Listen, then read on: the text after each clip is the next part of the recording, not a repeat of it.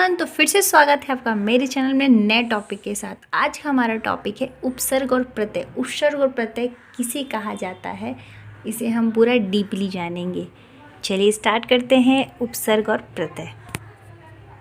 जैसे कि उपसर्ग और प्रत्यय होता क्या है, सबसे पहले देखिए, हिंदी भाषा में शब्दों की रचना कई प्रकार से की जाती है। हिंदी भाषा जो होता है उसमें शब्दों की रचना कई प्रकार से की जाती है।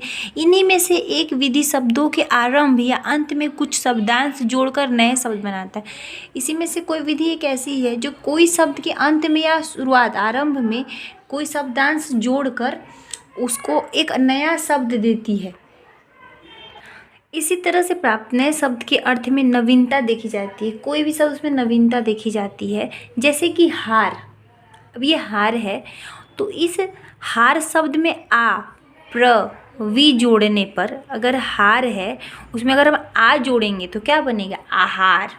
प्र जोड़ेंगे तो प्रहार, वी जोड़ेंगे तो विहार। देखिए, तीन शब्द बने पर तीनों के अर्थ अलग अलग हैं। जोड़ने पर हमें क्रमशः आहार, प्रहार और विहार शब्द प्राप्त होते हैं। वहीं पर अगर हम आहार देखते हैं, इस हार का मतलब होता है गले में पहनने वाला हार, या फिर वह हार जो पराजय से मिलता है। अगर हम किसी से हार जाते हैं, वो हार, दो तरह के हार होते हैं। आहार जो हम भोजन करते हैं, प्रहार किसी को चोट पहुंचाना, और विहार मतलब कि हम कहीं भ्रमण करने जा रहे हैं।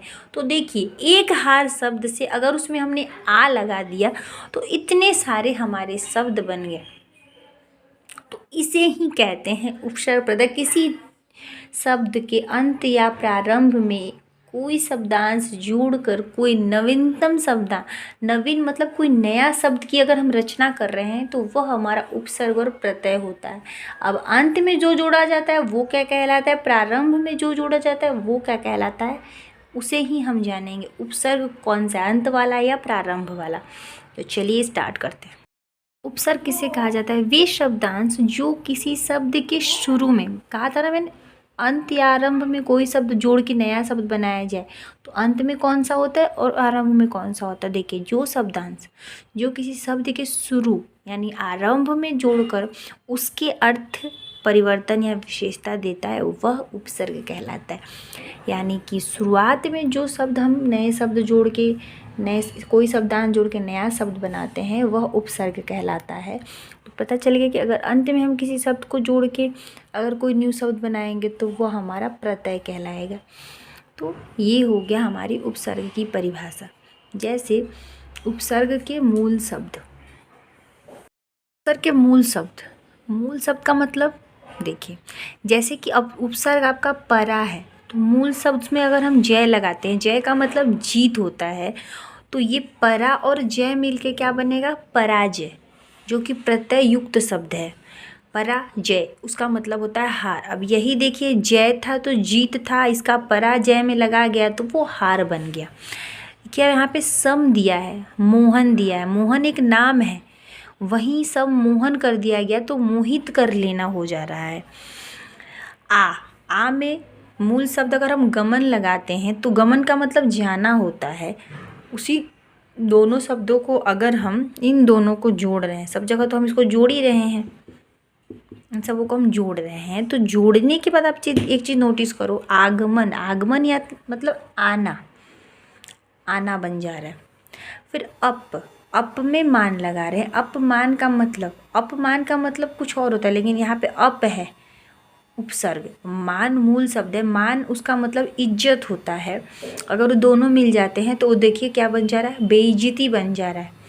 वही मान जो इज्जत होता है उसमें अगर अप शब्द लग रहा है तो उसका देखिए क्या शब्द बन रहा है, बेइज्जती बन जा रहा है।